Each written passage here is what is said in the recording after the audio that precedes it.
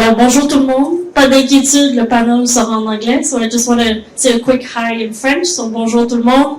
Marie-Ève Jean, vice-présidente exportation chez Investissement Québec International. So, my name is Marie-Ève Jean. I'm Vice President Export at Invest Québec International. So, Invest Québec is a state corporation in Quebec that is supporting Quebec companies who wants to do business outside of Quebec and also supporting foreign companies who wants to invest in Quebec. We operate internationally, so we have over 35 offices abroad and one here in Australia, in Melbourne, so the team is in the room. So we are here at IMARC with over 16 Quebec companies involved in all the different sectors of the industry, from mining, so from resources up to machinery, all the technologies in terms of carbon capture, efficiency, security, how to run a safe and secure operation in the mining industry. As you probably know, Quebec is a key leader in mining industry with over more than 20 operational mines. So we have all different, also very diversified mining ecosystem with very different minerals and also critical minerals. So working closely with our European friends, linking to the panel before for critical materials. And we're also lucky to have clean energy. So maybe that's coming into what we want to discuss with you today. In Quebec, we're lucky to have 99.5% of our energy being clean and renewable and green energy by mostly hydropower and also a little bit of wind. So we take ESG factors very seriously. That's a very important topic to us. And we know it's also going to be, it is an important topic for the mining industry. So obviously, as you all well know, so ESG mining industry will have an important role to play in the transition to a low carbon economy and the fight against climate change. So today, everybody recognizes that this is the biggest challenge I can imagine of the industry, but also I would say an opportunity. So let me introduce my two guests. So we have Alexandre with us from SimWell. So maybe Alexandre, you want to introduce yourself? Thank you, Marie-Ève. I'm Alexandre, the founder and CEO of SimWell. SimWell is a simulation company. So the long story short is we build simulation model of mining operation, but it's also the whole core logistics. Sorry. And with the idea is once all the operations are reproduced in the virtual world, then we can test different scenarios, improve the solution in the virtual world, and when everybody's confident with the solution in the virtual world, then we can implement it in the real world. Rami? So we have Rami Faour from Progesys. So Rami? Yes, hi everybody. Rami Faour, I'm VP Business Development for Progesys. So Progesys, we're a project management company. What we do is we help clients develop their capital projects, basically. One of the key things we do is we try to look at every project as unique.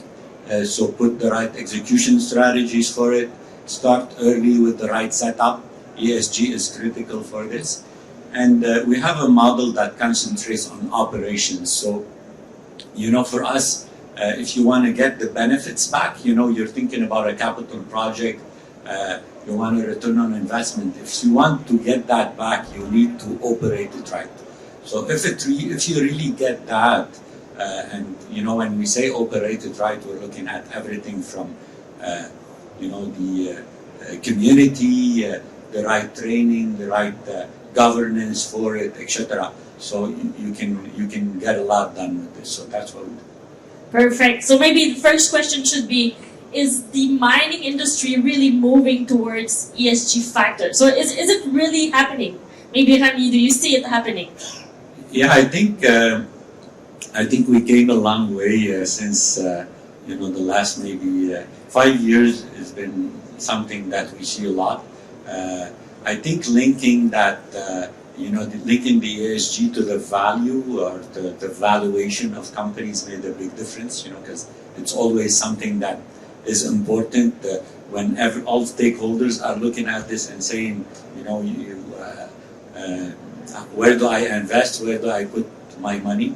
I think another thing is you got to look also on some of the track records. A lot of the a lot of companies look at things that happened the last maybe 5 and 10 years, and some of them are really not good, disasters, and they can have a huge impact on companies. And more companies look at what is the impact of not doing ESG, or there's a global trend, but definitely it's something that is coming. So it has a value now to integrate ESG factor. It brings value to a mining 100%, company. yes. Maybe Alexandre, on your side, do you see it happening? Yeah, it brings value, and you see more and more mining companies starting to measure and have metrics actually. And recently, I came across metrics about the percentage of contracts that are to Aboriginal-owned companies, or they start to measure their greenhouse gas emission, and they have clear target actually to reduce their greenhouse gas emission. And to me, the best example of the trend towards ESG is I had a discussion here actually during IMARC last year with a lady that was working for a thermal coal company, and the objective of that thermal coal company was to be a net zero thermal coal company, right? So when a thermal coal company wants to be net zero, that means that the trend is strong towards ESG. Thank you. So I think that's a good sign. If so we were talking about integrating ESG factors. Does it bring value? So do you see benefits for the companies, for the mining companies, integrating the values? Maybe with your solution also bringing benefits, but what are the benefits that you see? So we talked about the value of the company, but I think there's a lot of other benefits into integrating the ESG factors. Yeah, definitely. I think one of the key things that you see, every project needs acceptance, social acceptance. So if you don't start with this very early, you're gonna have issues. So integrating the community, thinking about the community very early is extremely important. A lot of things related also to your choices of technology. But I think one of the things is you need to put the right team to it very early, and think about it in a way that starting early and putting the right plan for it is going to make a big difference for it. Yeah. That's a benefit, yeah. Maybe Alexandre? Yeah, maybe a couple of examples. So there's moving towards the decarbonization or electrification of fleets of trucks and things like that. That's a major disruption for mining companies, and it can be perceived as a major risk. And to de-risk these types of investment, then why not use technology? Why not move in the virtual world and test the ideas, test these new technology in the virtual world, right? In simulation modeling is what we do. That's what I'm mentioning it, of course. But once you're in the virtual world, you can make any error, you can fail. And the beauty is you fail fast and you fail real cheap, right? That's a good example. Another good example I would like to bring is, like in one of our customers, I will spare you the details for the question of time, but they operate iron ore mines, and then they have the plant, the concentrator, the rails, and the port. And they were looking at the 200 million capex investment to increase the capacity of the rail logistics. And they turned to SimWell and said, well, we're thinking about this investment, but we're thinking we may be able to optimize the operation. And after the project, we were able to generate one extra train per week on the rail. It was $1.3 million per train, and push to the right, even avoid the 200 million capex investment. So that's for the business side of things. But when you think about it, that $200 million project is going to be quite expensive for the environment, right? You're going to need to cut trees to build rail. You're going to bring all the all the material up there, all the people up there. You're going to have the construction. So there's a lot of greenhouse gas emissions that would have been produced by this project that is now avoided simply because we use technology and we optimize operation. So before investing and wasting a lot of resource, better optimize the assets that you currently have. Thank you. I think keep moving forward. So I guess there's many lessons that from your experiences, you've been working with mining companies, introducing ESG factors, supporting them with your technologies, with your software, to having the good decision-making process to make the right decision at the right time. So maybe what can we learn from your experience? What's the things that you would want other companies to know moving into the process, Rami? Yeah, I think great question, by the way. Two things I think are extremely important is setting up the right governance, or how are you going to take your decisions in regards to environment issues, to sustainability. Sometimes we want to build something and we have great ambitions, so we tend to put a lot of technologies, everything in there, but you need to put the right plan and think about the cost of change. So you need to have the right governance and decide, okay, how do we tackle it when we get to this problem, this environmental issue example. And this will give a lot of, a lot of security to investors and to a lot of people on the projects. So that's one thing. And I think the second thing is really to start very early. And a lot of companies, they look at this because your choices of engineering, your choices of technology, and you don't want to change any of this. So those two things are, I would say, are critical. Alexandre?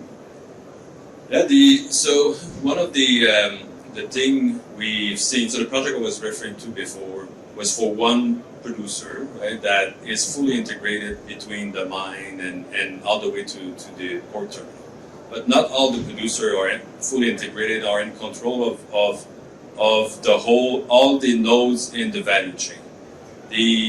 But what I see from the mining company and that are not fully integrated from the pit all the way to the ship or to the final customer is that every single or even these companies, they tend to optimize the whole system as per in silo. So let's have the optimal mine, let's have the optimal plant, let's have the optimal rail, and let's have the optimal port. But we all know, as first thing that I've been taught in school in industrial engineering, is the sum of local optimal is not the global optimal, right? So to even further reduce the need, the consumption of energy and reduce the impact on the environment, I would encourage all the companies out there to integrate and share more information between the different mining companies, but different actors of the whole value chain logistics, and start optimizing the whole value chain rather than in silos as it's happening today. So we talked about having the right decision-making process, having start early, involve everybody, the communities, everybody that needs to be involved.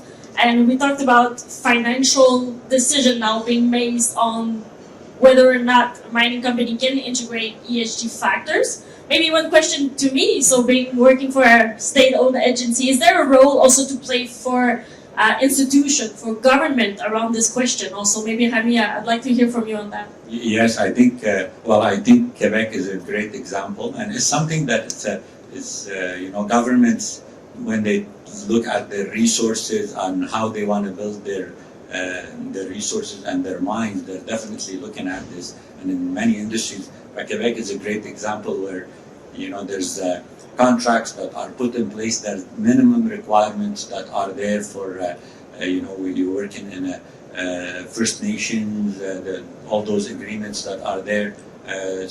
And we look at companies are taking this seriously and they're going even beyond this. So definitely there's a big role for governments in it. Yeah.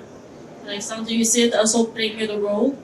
Yeah, definitely, especially on setting the objectives and keeping the mining sector accountable to achieving the objectives that they set by themselves in a way, right? And maybe I'd like there's many tools now. That's something that so the challenge are high. Everybody is moving towards it, but I think there's a lot of tools around it. So I think this also plays a role. I think there's more about, we talked about having good KPIs, but I think there's also many tools to support this transition as well. Oh yes, absolutely. I think with the AI, what's happening lately, there's a lot of new tools also that are excellent. I'm not going to talk about a specific tool or anything, but everything related to reporting on this. You know, when you're working in areas, you have you know the contracts between the mining companies, the governments, and even their own reporting for the companies. You have a minimum of people from the communities, your training, all of this. So there are great tools for this, yes, definitely. And also great simulation tool, Alexandre? Absolutely. And simulation optimization, digital twin is used for meaning in a lot of meanings, but in every meanings that it means it is used for, I mean, can be used towards optimizing, helping organization to better use their assets, reduce energy consumption, reduce the impact of building new asset, and all of that obviously helps the world transition towards a net zero emission productions. That's a very positive look of the industry. So it's saying that it's the main challenge, but there are also, I would say, many opportunities. So the first one to take the step will be the leaders of the industry of tomorrow. That's what I'm understanding. Oh yes, for sure. And I think a lot of companies are really realizing this, you know, so we see a big trend. Maybe one thing I want to say, a big impact on projects is when you can achieve them within the framework that you thought about. Execution. Yes. Sometimes, you know, we don't see it as an ESG thing, but usually when you're building a project, you're putting a commitment out there, commitment to people, to the regions. You know, I'm gonna build something in 2-3 years, and this is how I'm gonna operate it. So just getting that commitment in is a great delivery on ESG, basically.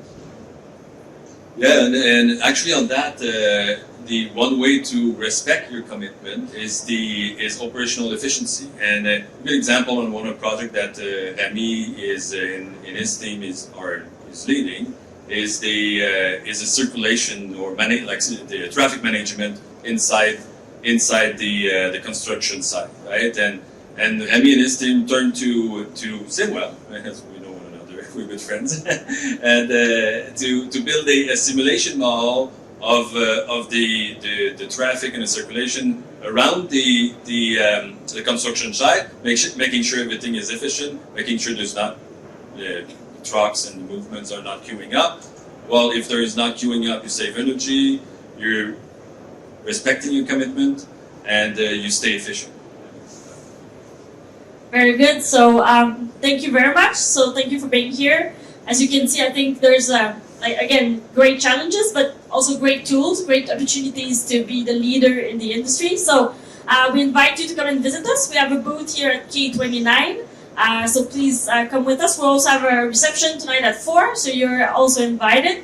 And as you can see, Quebec, I think, is moving fast. We have also strong position about how we want to operate our mining industry. We have the technology to support it. So I think I'm sure we're going to be here next year, and then the industry will have moved again. So let's wait and see what's happening in the next year. Thank you so much.